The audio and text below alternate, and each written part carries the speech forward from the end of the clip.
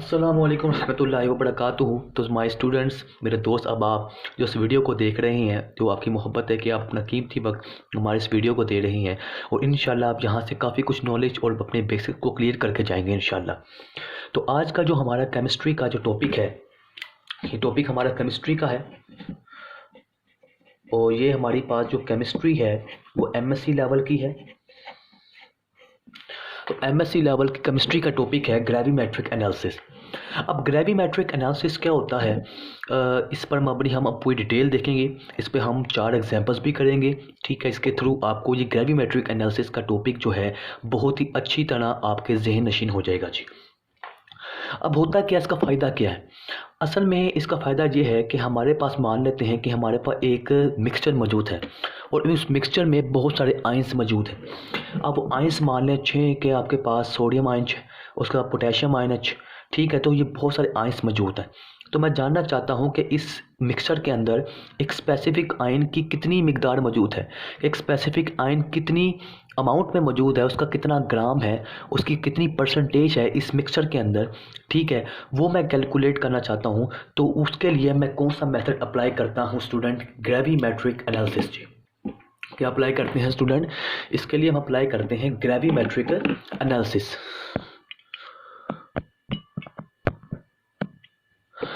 अब gravimetric analysis होता क्या, अगर इसकी डेफिनेशन देखें तो ये एक ऐसी टेक्निक है जिसके अंदर, अभी मैंने आपको बताया, in which the amount of analyte in a sample, ठीक है। एनालाइट क्या होता है? एनालाइट होता है, ये वो सब्सटेंस होता है जिसको आप मेजर करना चाहते हैं, जिसको आप आइडेंटिफाई करना चाहते हैं, जिससे कि कोई भी आयन हो सकता है। तो उसकी एनालाइट के बाद में लिखते हैं इन अ सैंपल। तो सबसे पहले हम वो जो एनालाइट है, ठीक है, तो एनालाइट मैंने भी आपको बताया क्या चीज़ होती है। तो एनालाइट आपके पास क्या होता है? एनालाइट आपके पास वो सब्सटेंस होता है मिक्सर के अंदर, सॉल्यूशन के अंदर, जिसको आप मेजर करना चाहते हैं। A substance who to be measured, तो मैं यह अलग करके लिख रहा हूँ। आ सब्सटेंस हु मेजर्ड, जिसको आप मेजर्ड कर रहे हैं, ठीक है, उसको हम कहते हैं एनालाइट। क्या कहते हैं स्टूडेंट? तो उसको हम कहते हैं एनालाइट, ठीक है। तो सबसे पहले हम करते हैं क्या कि वो जो एनालाइट है उस सैंपल के अंदर उसको पहले कन्वर्ट करते हैं, is converted into some product. Some product का मतलब है कि उसको हम एक ऐसे कंपाउंड में कन्वर्ट करेंगे जो आपके पास लेस सोलूबल कंपाउंड हो या फिर बिल्कुल इनसोलूबल हो, इनसोलवेंट, ठीक है। जिसकी वजह से क्या होगा कि आपके पास वो जो स्पेसिफिक आयन जिसकी आप बात कर रहे हैं, जो एनालाइट है, उसको आप पहले एक ऐसे कंपाउंड में कन्वर्ट करेंगे बाय द रिएक्शन फार्मूला, जिसके जो आपके पास जो उस सॉल्वेंट के अंदर, उस सोल्यूशन मिक्सर के अंदर इनसोलूबल होगा, ठीक है। तो वो पीपीटी बना देगा, अंडरस्टैंड? तो वो आपके पास क्या बन जाएंगे उस कंपाउंड के, एंड देन प्रेसिपिटेट। तो वो प्रेसिपिटेट बन जाएंगे, वो दाने बन जाएंगे, और वो दाने जो हैं मिट्टी के ज़र्रों की तरह, वो जो मिक्सचर जो सो आपके पास बीकर है, जो भी फ्लास्क है, उसके नीचे बैठ जाएंगे, ठीक है। फिर आप क्या करेंगे? देन आप उस पूरे प्रेसिपिटेट जो आपके पास बना है, जो प्रेसिपिटेट उस स्पेसिफिक एनालाइट की वजह से बना है, उसका पूरा मास कैलकुलेट करेंगे, and then calculate total mass of precipitate. अब इसकी पूरी एग्जांपल देखते हैं, कोई मसला नहीं है, कोई डरने की बात नहीं। Total mass of precipitate and by the help of formula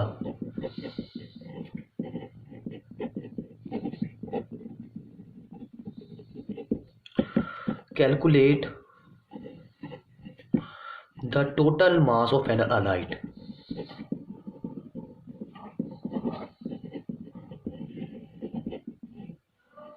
understand students? तो आप ज़रा इसकी एग्जांपल देख लेते हैं। अगर इसकी एग्जांपल की मैं बात करूं तो इसकी एग्जांपल में हमारे पास आ जाएगा ये कि मिसाल के तौर पर कि मिसाल के तौर पर आपके पास मान लेते हैं कि आपके पास यहाँ पे एक सल्फ़र है, ठीक है। तो मिक्सर में मान लेते हैं कि आपके पास जो एनालाइट जिसकी आप बात कर रहे थे, एनालाइट वो सब्सटेंस जिसको आप मेजर करना चाहते हैं, तो मान लेते हैं वो आपके पास है सल्फ़र। अंडरस्टैंड, वो आपके पास सल्फ़र है। तो अब सल्फ़र जो है वो क्या नाम है, किसी न किसी आयन की फॉर्म में मौजूद होगा। मतलब कि अगर इसकी हम आयनिक शक्ल देखें तो ये आयनिक शक्ल में ऐसे होता है। अंडरस्टैंड, इस फॉर्म में होगा, -2 फॉर्म में होना चाहिए इसको। तो अब करेंगे पहले क्या, इसको हम एक ऐसे कंपाउंड में कन्वर्ट करेंगे जो पीपीटी बना देगा, जो प्रेसिपिटेट बना देगा, जो लेस सोल्यूबल होगा। तो जो हमारे पास प्रेसिपिटेट बनेगा, ठीक है, वो आपके पास मान लेते हैं कि आपके पास बेरियम सल्फेट। तो आपके पास सल्फ़र से बेरियम सल्फेट बन गया और ये बेरियम सल्फाइड जो है ये आपके पास पीपीटी बनाता है। फिर हम इस पीपीटी को ग्रेन्यूल्स को इकट्ठा कर लेंगे और फिर हम इसका टोटल मास कैलकुलेट करेंगे इस पूरी पीपीटी का। फिर इस तो पूरी पीपीटी का मास कैलकुलेट करने के बाद फिर हम ग्रेविमेट्रिक एनालिसिस से मबनी फार्मूलाज की मदद से हम इस स्पेसिफिक सल्फर एनालाइट की टोटल मास भी इजीली कैलकुलेट कर लेंगे जी। अंडरस्टैंड, परफेक्ट हो गया स्टूडेंट, क्लियर हो गया। ये तो हो गया ग्रेविमेट्रिक एनालिसिस। अब बेसिकली तौर पर आपके पास इस ग्रेविमेट्रिक एनालिसिस करने के लिए आपके पास एक फैक्टर का बहुत अहम जिक्र है। उस फैक्टर को हम कहते हैं ग्रेविमेट्रिक फैक्टर। क्या कहते हैं स्टूडेंट? उसको हम कहते हैं gravimetric factor.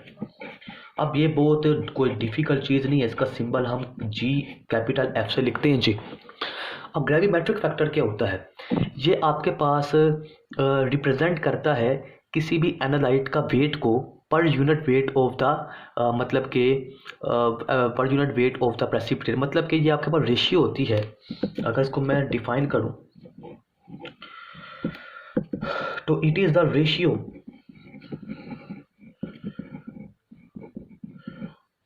Ratio of for wait. अब वेट का मतलब ये नहीं कि वो कितना ग्राम है, फार्मूला वेट। इसको मैं अब लिखूंगा FW की फॉर्म में, यार फार्मूला वेट, एटॉमिक वेट, जो एटम्स के मास को इकट्ठा करने से जो वेट आता है उसको फार्मूला वेट कहते हैं। Formula weight of analyte to the formula weight of precipitate and multiply with the moles of analyte, जिसको हम A से रिप्रेजेंट करेंगे, to the moles of precipitate, and इसको हम B से रिप्रेजेंट करते हैं। अगर इसको हम एक फार्मूले की शक्ल दें तो स्टूडेंट, अगर हम इसको एक फार्मूले की शक्ल दें तो ये आपके पास बनेगा gravimetric factor is equals to, ठीक है, फार्मूला वेट ऑफ एनालाइट, ठीक हो गया, formula weight of analyte multi divided by ratio ले लेना, फार्मूला वेट ऑफ प्रेसिपिटेट। और याद रखिएगा प्रेसिपिटेट को आप प्रोडक्ट भी कह सकते हैं क्योंकि ये आपके पास पीपीटी बनी है ना, प्रोडक्ट बना है। Multiply by A by B। A आपके पास किसके मोल्स हैं? A आपके पास है मोल्स ऑफ एनालाइट, ठीक है, और B आपके पास स्टूडेंट किसके मोल्स हैं? B है मोल्स ऑफ प्रेसिपिटेट। अंडरस्टैंड? तो स्टूडेंट यहाँ तक क्लियर हो गया। तो ये आपके पास होता है ग्रेविमेट्रिक फैक्टर। अब ग्रेविमेट्रिक फैक्टर तो आपको मैंने बता दिया कि आपके पास ये एक रेशियो प्रोवाइड करता है, ठीक है। ये इसमें ये आपका फार्मूला एनालिसिस हो गया। ये रिप्रेजेंट क्या करता है? ये रिप्रेजेंट सिंपली तौर पर ये रिप्रेजेंट करता है कि एनालाइट के वेट को प्रेसिपिटेट के वेट के अंदर कितना वेट है, मतलब कि understand, it only represents the wait of analyte per unit weight of precipitate. मैंने WT मतलब वेट है। ये बिल्कुल उसी तरह है कि आपके पास यहाँ पर जैसे कि यहाँ पर बेरियम सल्फेट है, तो बेरियम सल्फेट का जो टोटल मास है उसमें सल्फर का कितना मास होगा, ठीक है। ठीक है, जैसे आपने क्या नाम है, अंडरस्टैंड, समझ में आ गया। तो ये आपके पास टोटल है, इसमें ये आपके पास प्रेसिपिटेट है, इसके मास में से इसके वेट में एनालाइट का कितना वेट है, तो इसको ये रिप्रेजेंट करता है। अंडरस्टैंड, तो आपके पास एक बेरियम सल्फेट के मॉलिक्यूल के अंदर कितना सल्फर का वेट मौजूद है, ये रिप्रेजेंट करता है। तो gravimetric represent the wait of sulphur per unit, मतलब एक इकाई, एक unit barium precipitate barium sulphate में कितना उसका परसेंटेज मतलब कि वेट मौजूद है। तो gravimetric analysis, student clear, perfect हो गया। अब यहाँ पे मैं कुछ फार्मूलाज लिख रहा हूँ, ठीक है। अब ये फार्मूला जो है इसी को हम यूज़ करेंगे। अब फार्मूलाज हैं, अगर आपने मालूम करना है कि आपने किसी भी एनालाइट का वेट कैसे कैलकुलेट करना है, तो सबसे पहले आपके पास, अगर आपने वेट ऑफ एनालाइट कैलकुलेट करना है, वेट ऑफ एनालाइट वो आपके पास बराबर होता है वेट ऑफ प्रोडक्ट, मतलब कि वेट ऑफ प्रेसिपिटेट, इसको हम प्रोडक्ट भी कह सकते हैं, divided by weight of sample used, कि हमने इस मिक्सचर में कितना सैंपल ऐड किया, टोटल कितना सैंपल ऐड किया था। अंडरस्टैंड, ठीक है जी। Multiply by gravimetric factor, understand, तो आप इसको ग्रेविमेट्रिक फैक्टर से मल्टीप्लाई कर देना, देन आपके पास क्या आ जाएगा, उस एनालाइट का, उस स्पेसिफिक एनालाइट जो इंटरेस्टेड कंपाउंड या आयन है उसका वेट आपके पास आ जाएगा।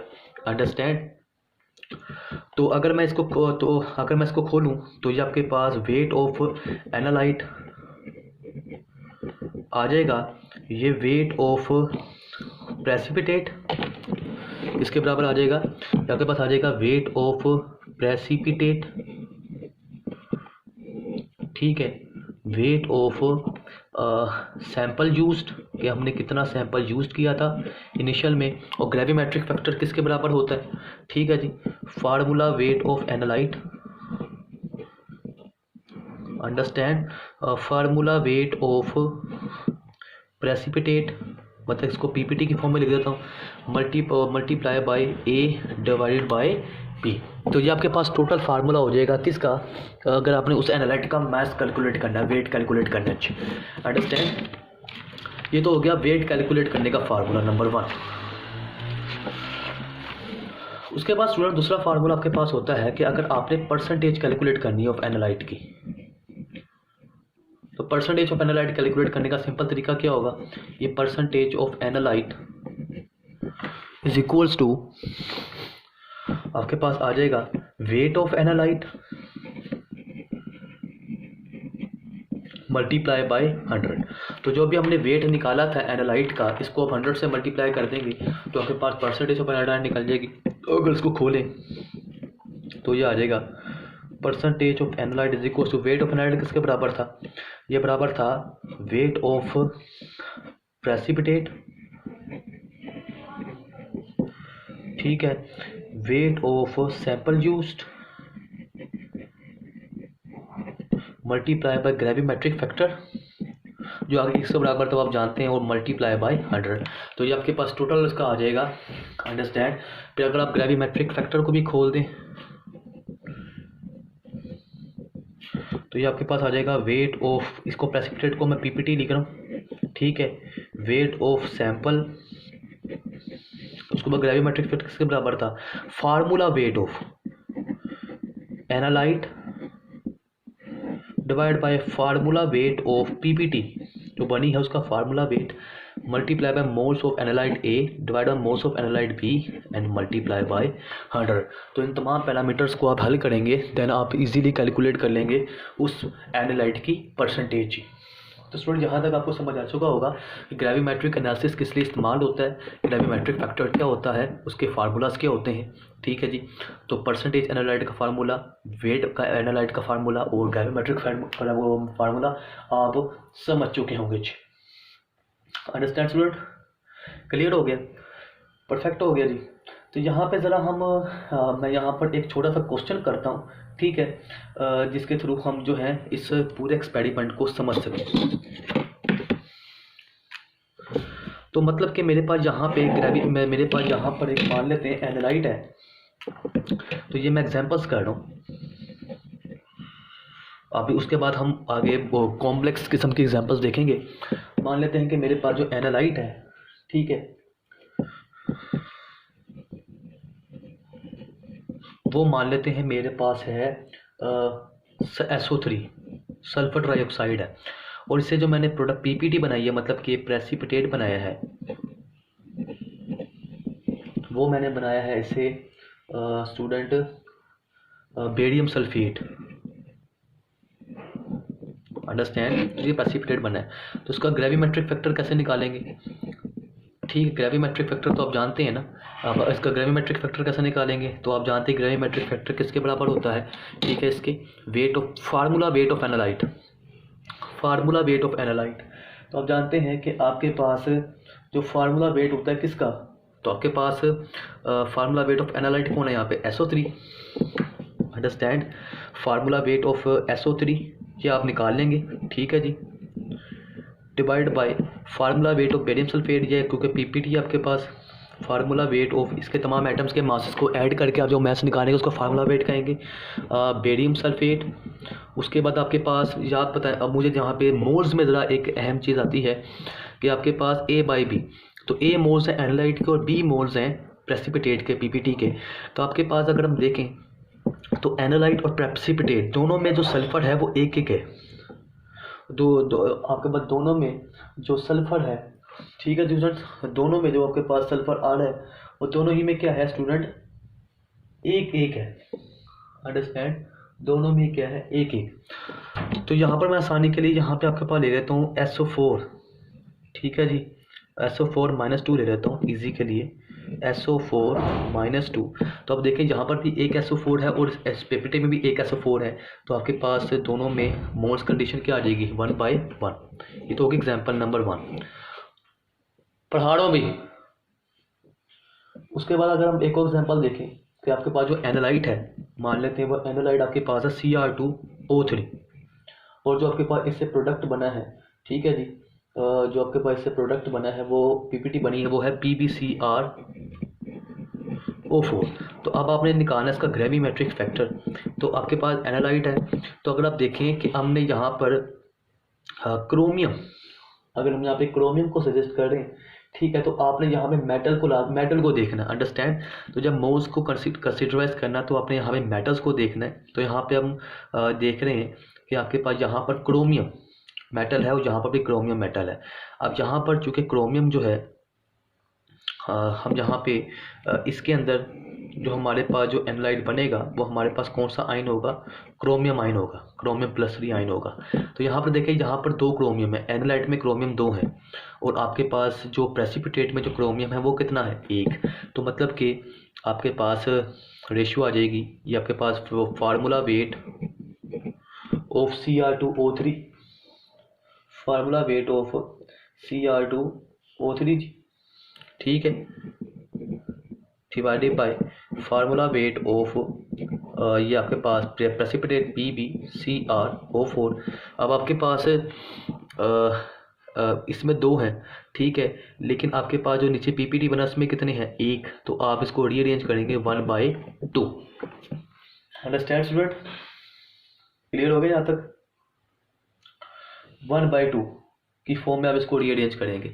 तो आपने इसको बैलेंस किया कि आपके पास जो एनालाइट था उसमें आपके पास Cr2 था, ठीक है, मतलब कि Cr2 इनिशियल होगा, इसको 1 मानेंगे, ठीक है, एनालाइट में, लेकिन जो प्रोडक्ट बना उसमें आपके पास कितने Cr है? 1।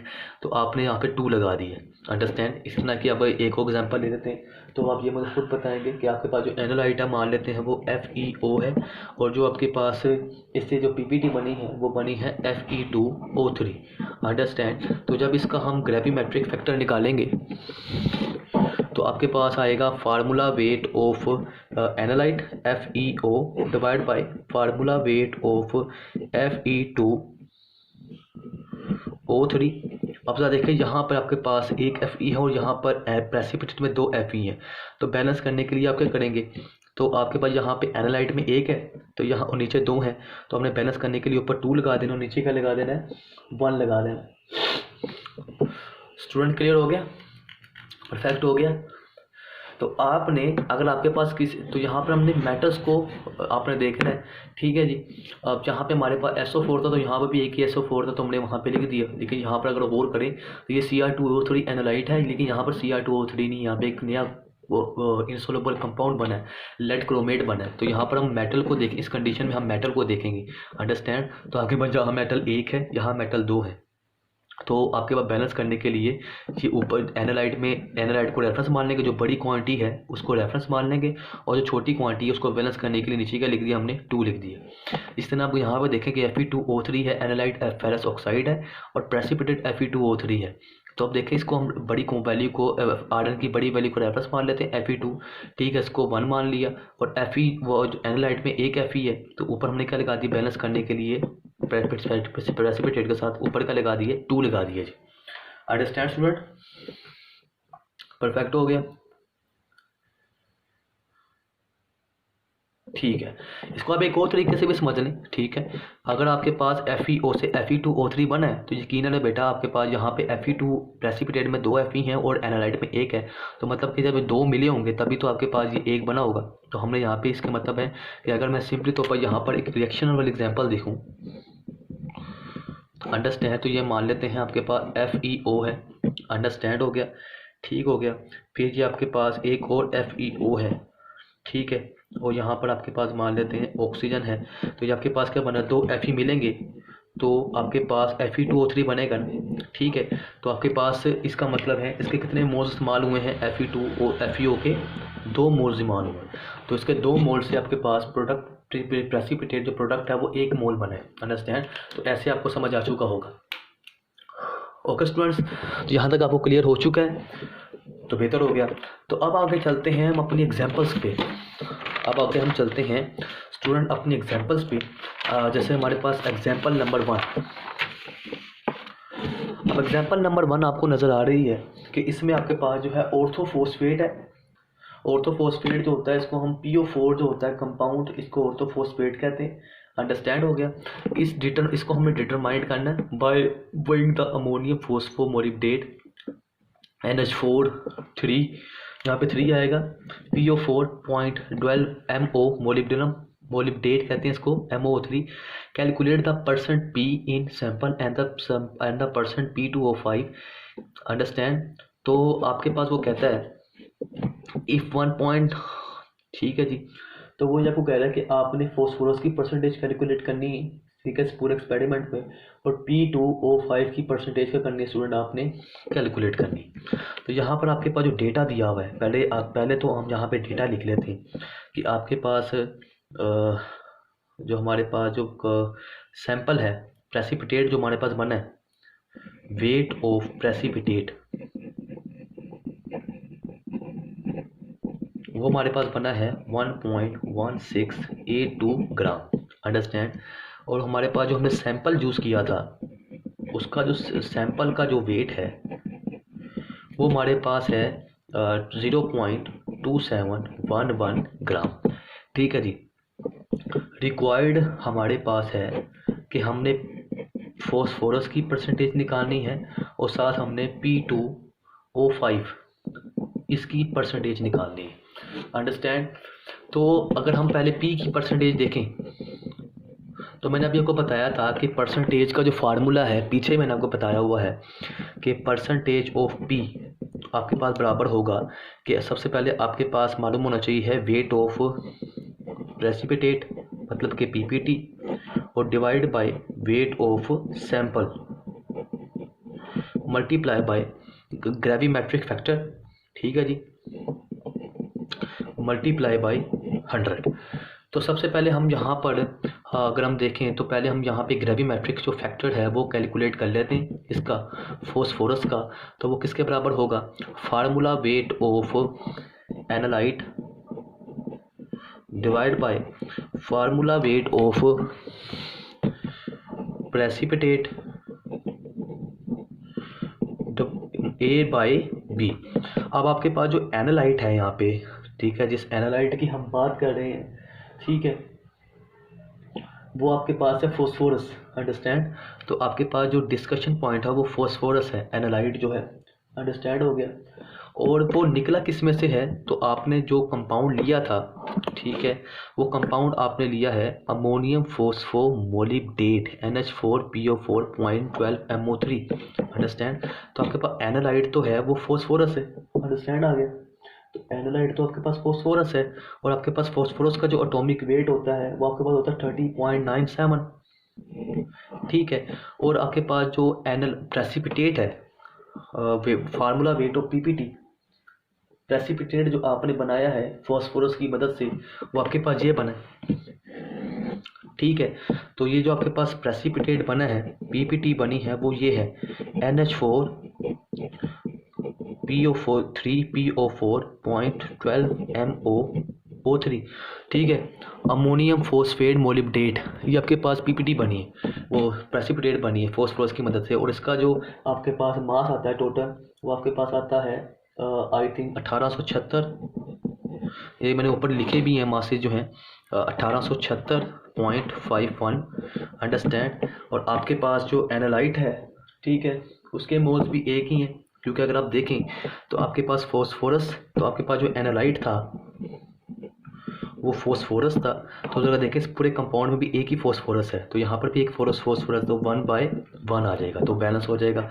तो जब आप इस ग्रेविमेट्रिक फैक्टर को हल करेंगे, अंडरस्टैंड, तो आपके पास जो आंसर रहेगा, ठीक है जी, वो मेरे क्या नाम है मेरे लिहाज से मान लेते हैं, वो आपके पास आया है 0.722।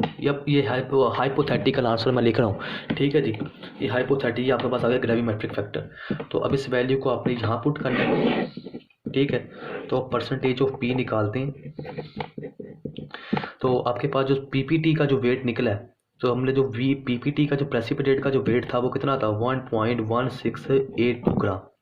ठीक है। और आपके पास जो सैंपल जो हमने कितना लिया था 0.2711 ग्राम। ग्रेविमेट्रिक फैक्टर कितना निकला 0.22, और इसको 100 से मल्टीप्लाई कर देना है। और तो आपके पास यहाँ पर जो आंसर आएगा, जो इसका पूरा फॉस्फोरस की जो परसेंटेज आएगी इस पूरे कंपाउंड, इस पूरे मिक्सचर के अंदर, वो आपके पास आ रही है 7.111। अंडरस्टैंड। तो ये आपके पास क्या है इसमें, इसकी परसेंटेज। स्टूडेंट क्लियर हो गया, परफेक्ट हो गया। तो आपने कैसे परसेंटेज निकाली तो वो आपको समझ आ चुकी होगी। अंडरस्टैंड। चलिए एक और एग्जांपल देख लेते हैं। अब P2O5 की आपने खुद निकालनी है। अंडरस्टैंड। P2O5 में कंडीशन में क्या होगी, P2O5 में आपके पास जो फार्मूला वेट जो एनालाइट है वो P2O5 हो जाएगा। अंडरस्टैंड।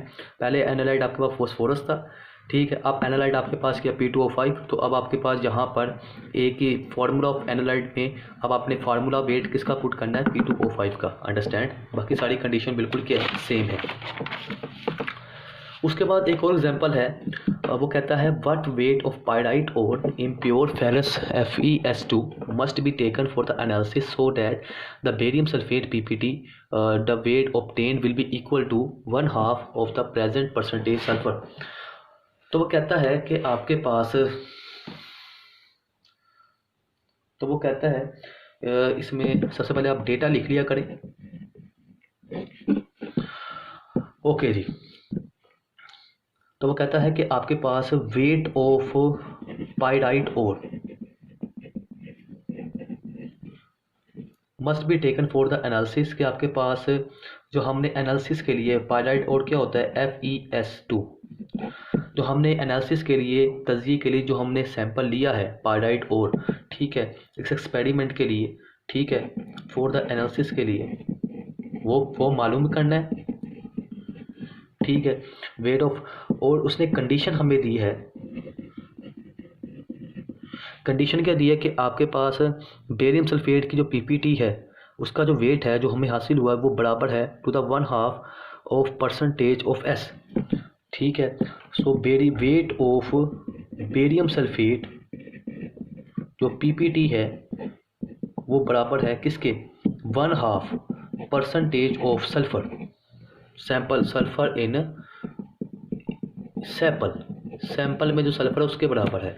सो हमने निकालना है। अब इस कंडीशन में क्या करेंगे, इसके बराबर है परसेंटेज ऑफ सल्फर के। तो अब इसमें हम सॉल्व करने के लिए करते क्या हैं, क्योंकि हमने वेट ऑफ पायराइट और निकालना है, तो यहाँ पे हम करते क्या हैं कि हम जहाँ पे हम जानते हैं कि परसेंटेज ऑफ एनालाइट हमारे पास, मैंने आपको बताया था क्या फार्मूला होता है, वेट ऑफ पीपीटी प्रेसिपिटेट जो प्रोडक्ट आटू है, wait of sample multiply by gravimetric factor, ठीक है जी, मल्टीप्लाई बाय ग्रेविमेट्रिक फैक्टर और मल्टीप्लाई बाय 100। तो अगर आप यहाँ पे गौर से देखें कि हमने जो यहाँ पर जो हमारे पास जो पीपीटी है वो हमारे पास जो बेरियम सल्फेट है, ठीक है, पीपीटी जो कि बेरियम सल्फेट है, और जो हमारे पास यकीनन जो बेरियम सल्फेट में जो सल्फ़र है वो यकीनन एनालाइट होगा, अंडरस्टैंड। तो यहाँ पर इस कंडीशन के मुताबिक जो हमारे पास जो सल्फ़र है वो एनालाइट है, अंडरस्टैंड हो गया। तो हमारे पास जो सल्फ़र है वो हमारे पास क्या है, एनालाइट है, और हमारे पास जो पीपीटी है वो यकीनन हमारे पास क्या है, बेरियम सल्फेट है, और हमने जो सैंपल लिया वो हमारे पास सैंपल क्या है, FeS2, अंडरस्टैंड। तो जो हमने जो सैंपल लिया था वो हमारे पास था FeS2G। तो अगर यहाँ पुट करें तो आपके पास एनालाइट के परसेंट, एनालाइट कौन है, ये S है, percentage of S is equal to weight of PPT. हमारे पास वेट, अब यहाँ पे वेट ऑफ बेरियम सल्फेट आ जाएगा, और सैंपल हमारे पास क्या है, FeS2 लिया था, तो वेट ऑफ FeS2 मतलब पायराइट और मल्टीप्लाई बाय ग्रेविमेट्रिक फैक्टर, आप जानते हैं किसके बराबर होता है, फार्मूला वेट ऑफ एनालाइट, क्योंकि एनालाइट हमारे पास सल्फर है, ठीक है, और फार्मूला वेट ऑफ पीपीटी जो हमारे पास बेरियम सल्फेट है, ठीक है। अब देखें दोनों में आपके पास एक एक ऐसा है, ऐसा एनालाइट में और सल्फेट में, तो आपके पास रेशियो, मोल्स की रेशियो क्या होगी, 1/1, और ये मल्टीप्लाई बाय 100। तो अब जहाँ पर अगर आप देखें तो हमारे पास जो कंडीशन है कि जो वेट ऑफ बेरियम सल्फेट है वो किसके बराबर है, 1/2 percentage of sulphur in sample. तो ये क्वांटिटी हम जहाँ पुट करेंगे तो percentage of sulphur is equals to, तो ये इसके बराबर है, इसके 1/2 percentage of sulphur divide by weight of FeS2 multiply by formula weight of sulphur कितना होता है आपके पास, 32, सल्फर का एटॉमिक वेट फार्मूला वेट 32 होता है, और बेरियम सल्फेट का जो एटॉमिक वेट है वो 233, और मैंने ऊपर लिखा भी है 233.38, ठीक है, और 1/1 मल्टीप्लाई बाय 100। अब देखें आपके पास परसेंटेज ऑफ सल्फर से कैंसिल हो गया, ठीक हो गया, तो यहाँ पे आपके पास क्या रह जाएगा, 1, तो 1 इज इक्वल्स टू, ठीक है, 1 divide by weight of FeS2, wait of FeS2 multiply bye 32 divide by 233.38 multiply by student 100। अब चूँकि हमने निकालना क्या है, ये निकालना, तो ये यहाँ पे चला जाएगा, तो वेट ऑफ पायराइट और मतलब कि FeS2 किसके बराबर हो गया, 32 डिवाइड बाय 233.38 मल्टीप्लाई बाय 100। और जब हम इसको सोल्व करेंगे तो हमारे पास आंसर आएगा 66.869 ग्राम। तो हमने इतना सैंपल लिया था, तो हमारे पास जो कंडीशन थी वो ये आई। अंडरस्टैंड स्टूडेंट, परफेक्ट हो गया। तो ये भी हमने देखे, हमने क्या क्या ग्रेविमेट्रिक एनालिसिस की मदद से हमने इसको भी कैलकुलेट कर लिया। अंडरस्टैंड हो गया स्टूडेंट, परफेक्ट हो गया, यहाँ तक कोई मसला तो नहीं है। अगर हम इसकी एक और मान लेते हैं, मेरे पास एक और एग्जांपल भी मौजूद है, ठीक है, तो जहाँ पर एक और एग्जांपल है वो कहता है कि आपके पास एक ओर है, ठीक है, उसको हमने एनालिसिस किया है फॉर द मैंगनीज कंटेंट, कि हमने मालूम करना है उस ओर में कितना मैंगनीज है। तो सबसे पहले हम उसमें मौजूद मैंगनीज को कन्वर्ट करेंगे एक ऐसे प्रोडक्ट के अंदर जो इंसोल्युबल होगा, मतलब कि Mn3O4, अंडरस्टैंड। तो हमने यहाँ पर जो हमारे पास जो डेटा में स्टूडेंट जो हमारे पास जो एनालाइट है वो Mn है, ठीक हो गया, Mn+2 है। उसके बाद जो हमारे पास जो उसमें हमने इसको किस में कन्वर्ट किया, जो प्रेसिपिटेट है मतलब कि पीपीटी है, वो है हमारे पास Mn3O4, अंडरस्टैंड। और हमने जो सैंपल लिया है वो कितना लिया था, 1.52 ग्राम, ठीक है, और हमारे पास Mn3O4 जो प्रोडक्ट पीपीटी बना वो कितना बना, 0.126 ग्राम, मतलब कि वेट ऑफ पीपीटी आपके पास बना है, ठीक है, तो वेट ऑफ पीपीटी जो आपके पास बना है वो कितना बना है 0.126 ग्राम, और जो आपके पास सैंपल का वेट था वो कितना है 1.52 ग्राम। तो आपने पास जो रिक्वायर्ड आपके पास क्या है कि आपने percentage of M N calculate करना है।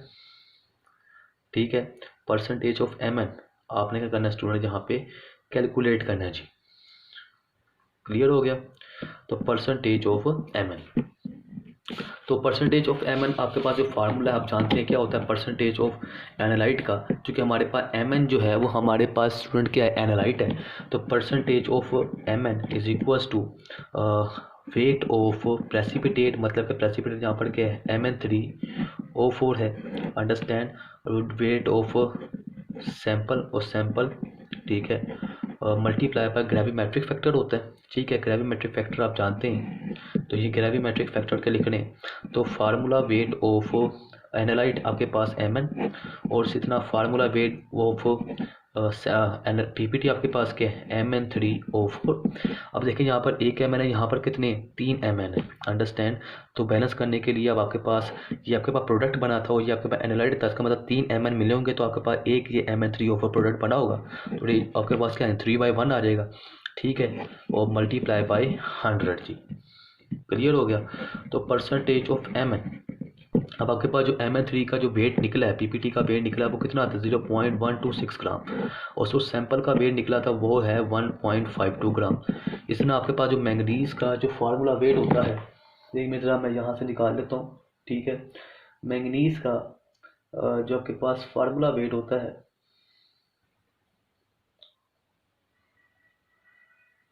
ठीक है जी, वो मान लेते हैं आपके पास कितना होता है 98, और MN3O4 का होता है 109.8। ठीक है, मल्टीप्लाई बाय 3/1, और ये मल्टीप्लाई बाय 100। तो जब आप इसको हल करेंगे तो आपके पास इसकी परसेंटेज आ जाएगी 5.97%। तो स्टूडेंट आप देख चुके हैं कि बहुत ही इजी किस्म के मतलब के न्यूमेरिकल्स हैं ग्रेविमेट्रिक एनालिसिस के। तो उम्मीद है कि आपको ये टॉपिक जो है ग्रेविमेट्रिक एनालिसिस समझ आ चुका होगा कि कैसे ग्रेविमेट्रिक एनालिसिस का काम क्या होता है, ग्रेविमेट्रिक फैक्टर क्या होता है, इसके फार्मूलाज क्या होते हैं। उसके बाद ग्रेविमेट्रिक फार्मूला में आपने मोल्स एनालिसिस कैसे करनी, देखा बिल्कुल रिएक्शन की तरह। ठीक हो गया जी। उसमें आप सिंपली मेटल को देख सकते हैं। ठीक है, अगर आपके पास कंपाउंड्स हैं, ठीक है, एनालाइट और प्रेसिपिटेट, एनालाइट और प्रेसिपिटेट प्रोडक्ट होता है, तो प्रोडक्ट में कितने मेटल्स के एटम्स हैं और वो एनालाइट में किससे मिलकर बने होंगे, तो रिएक्शन को अज्यूम करके आपने इसके मोल्स जो हैं वो फाइंड करने। अंडरस्टैंड होगा स्टूडेंट। तो ये बेटा सिंपल टॉपिक था। तो कोई भी मुश्किल रही हो, कोई भी सवाल हो तो प्लीज़ कमेंट सेक्शन पर लिखें, मैं इसका आपको इसका आंसर करने की कोशिश करूँगा। अस्सलाम वालेकुम।